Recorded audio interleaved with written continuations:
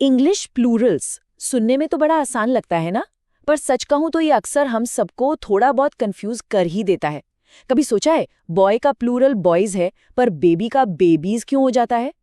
तो चलिए आज इस पूरे मसले को, सारे नियमों को एक बार में हमेशा के लिए समझ लेते हैं, वो भी बिल्कुल आसान तरीके से। हाँ, तो यही है वो सवाल जो अक्सर परेशान करता है। अगर एक बॉय का प्लूरल बॉयज है, तो फिर एक बेबी का प्लूरल बेबीज क्यों है? बेबीज क्यों नहीं होता? आज हम इसी गुत्थी को सुलझाने वाले हैं और इसका जवाब आपको हैरान कर देगा कि ये कितना सिंपल है। चलिए, तो शुरुआत करते हैं एकदम जीरो से। बड़े बड़े नियमों में कूदने से पहले ये समझना जरूरी है कि ये सिंगुलर और प्लूरल का आखिर मतलब क्या है।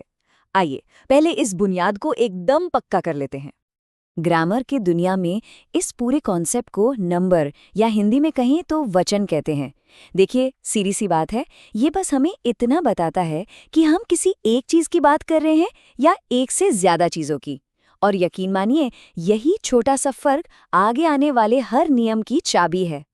तो ये जो नंबर है, ये दो तरह का होता है। पहला है सिंगुलर, यानी एक वचन, जब बात सिर्फ एक इंसान, एक जगह या एक चीज की हो, जैसे एक किताब, एक पेन। और दूसरा है प्लूरल, यानी बहुवचन, जब हम एक से ज्यादा की बात करें, जैसे कई लड़के, कई लड़कियां या बहुत सारी पेंसिल्स। अच्छा, अब जब बेसिक बातें साफ हो गई हैं, तो चलिए उन दो सबसे ज़रूरी और सबसे कॉमन नियमों को देखते हैं जो ज़्यादातर इंग्लिश नाउन्स पर काम करते हैं। इससे आप अपनी ज़रूरी टूल किट समझ सकते हैं। तो नियम नंबर 1, और ये सबसे आसान है। ज़्यादातर शब्दों का प्लूरल बनाने के लिए आपको कुछ नहीं करना, बस आखिर में एक एस लगा देना है। बस हो गया काम। इंग्लिश में ये सबसे सबसे ज़्यादा इस्तेमाल होने वाला तरीका है। जरा इन उदाहरणों को देखिए, कितना सिंपल है। एक बॉय बन गया कई बॉयज, एक गर्ल बन गई गर्ल्स, और एक काव बन गई काउज। है ना आसान?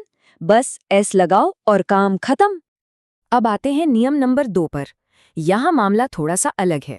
अगर कोई शब्द एस, एक्स, सी एच, श, ज, मतलब ऐसी फुसफुसाहट वाली आवाज पर खत्म होता है, तो हम सिर्फ एस नहीं बल्कि ई एस लगाते हैं। अब सवाल है क्यों? अच्छा, जरा बस के आगे एक और एस लगाकर बोलकर देखिए। बस। अजीब लगता है ना? लेकिन बसेस बोलना कितना आसान और नेचुरल लगता है। तो ये सब कुछ सही उच्चारण के लिए किया जाता है। इस टेबल पर एक नजर डालिए। बस बन जाता है बसेस, टैक्स का प्लूरल होता है टैक्सेस, वॉच बन जाता है वॉचेस। आपको पैटर्न समझ आ रहा है? हम हर बार ईएस जोड़ रहे हैं ताकि शब्द का फ्लो बना रहे और उसे बोलना आसान हो जाए। लेकिन यहाँ एक बहुत ही दिलचस्प एक्सेप्शन है। जब किसी शब्द के आखिर में सी एच तो हो, लेकिन उसकी आवाज च की जगह क जैसी निकले, तो हम ईएस नहीं लगाते, हम सिर्फ एस लगाते हैं। जैसे स्टमक, इसका प्लूरल स्टमक्स होता है, स्टोमेचिस नहीं। कमाल है ना? चलिए अब लेवल थोड़ा बढ़ाते हैं और कुछ और ट्रिकी शब्दों की तरफ बढ़ते हैं।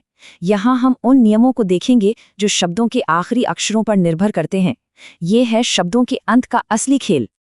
और ये रहा हमारे सबसे पहले सवाल का जवाब कि बॉय का बॉयज, लेकिन बेबी का बेबीज क्यों? तो सारा खेल इस बात का है कि वाई से ठीक पहले क्या आता है। अगर वाई से पहले एक कॉन्सोनेंट यानी व्यंजन है, जैसे बेबी में बी, तो हम वाई को हटाकर आईएस लगा देते हैं, बन गया बेबीज। पर अगर वाई से पहले एक वाउल यानी स्वर है, जैसे बॉय में ओ, तो हम वाई को नहीं हटाते, बस उसके आगे एस जोड़ देते हैं, बॉयज। बस यही है सारा राज। अच्छा, अब ओ पर खत्म होने वाले शब्दों को देखते हैं। आमतौर पर अगर कोई शब्द ओ पर खत्म हो रहा है और उससे पहले एक कॉन्सोनेंट है, तो हम उसमें ई एस जोड़ देते हैं, जैसे मैंगो का मैंगोज, पटेटो का पटेटोज और हीरो का हीरोज। लेकिन इंग्लिश की कहानी बिना एक्सेप्शंस के पूरी नहीं होती। इस ओ वाले नियम के भी कुछ मशहूर बागी हैं। जैसे फोटो का प्लूरल फोटोज होता है, फोटोज नहीं। वैसे ही किलो का किलोज। इनको बस याद करना पड़ता है, इनका कोई और शॉर्टकट नहीं है। आगे बढ़ते हैं उन शब्दों की तरफ जो एफ या एफई पर खत्म होते हैं। यहाँ का नियम थोड़ा अलग है। यहाँ हम एफ या एफई को हटा देते हैं और उसकी जगह वीज लगा देते हैं। जैसे एक नाइफ बन जाता है कई नाइव्स और एक लीफ बन जाता है लीव्स। तो अब आते हैं सबसे मजेदार हिस्से पे, वो शब्द जो किसी नियम को नहीं मानते। ये हैं इंग्लिश भाषा के असली बागी, असली रेबल्स। ये शब्द हमारे किसी भी नियम को फॉलो नहीं करते। इनके आखिर में कुछ नहीं लगता, बल्कि ये तो जादू की तरह अपने अंदर के वावल्स ही बदल लेते हैं। देखिए, एक FOOT बन जाता है 2 FEET, एक MAN बन जाते हैं कई MEN, और एक TOO बन जाते हैं हमारे सारे TEE। और फिर एक छोटा सा ग्रुप और है जो आखिर में EN लगाकर प्लूरल बनता है। इसमें सबसे आम शब्द हैं ऑक्स का ऑक्सिन और चाइल्ड का चिल्ड्रन। अच्छा, उन शब्दों का क्या जो कई शब्दों से मिलकर बने होते हैं, जैसे फादर इन लॉ? इसका नियम बहुत ही सीधा साधा है। स्टेप 1, इसमें मुख्य शब्द ढूंढिए। फादर इन लॉ में मेन वर्ड क्या है? फादर। स्टेप 2, बस उसी शब्द का प्लूरल बना दीजिए, तो फादर बन जाएगा फादर्स, और नतीजा फादर्स इन लॉज। ध्यान रहे, फादर इन लॉज नहीं।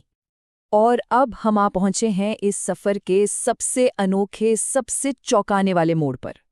अब हम उन शब्दों की बात करेंगे जिनमें एस लगाने से सिर्फ उनकी गिनती नहीं बदलती, बल्कि उनका पूरा मतलब ही बदल जाता है। तो सुनिए आखिरी ट्विस्ट। कुछ मटेरियल नाउन्स जैसे लकड़ी, पानी, लोहा, इनका कोई प्लूरल नहीं होता, पर अगर किसी ने जबरदस्ती उनमें एस लगा दिया तो उनका मतलब पूरी तरह से बदल जाता है। जरा इस स्लाइड को देखिए, ये तो कमाल ही है। वुड का मतलब है लकड़ी, लेकिन वुड्स का मतलब हो जाता है जंगल। आयरन का मतलब है लोहा, पर आयरन्स का मतलब बन जाता है हथकड़ी। और तो और वाटर यानी पानी, लेकिन वाटर्स का मतलब हो जाता है समुद्र या कोई बड़ा जलाशय। इसका एक बेहतरीन उदाहरण इस वाक्य में है। फोर्स का मतलब होता है बल या ताकत, लेकिन जैसे ही हम कहते हैं the forces are sent to the border, तो यहाँ फोर्सेस का मतलब ताकत नहीं, बल्कि सेना या सशस्त्र बल हो जाता है। तो इन सभी नियमों, बागियों और मतलब बदलने वाले शब्दों के बाद अब एक सवाल मन में आता है, इंग्लिश में और कौन से ऐसे हैरान करने वाले प्लूरल्स हैं?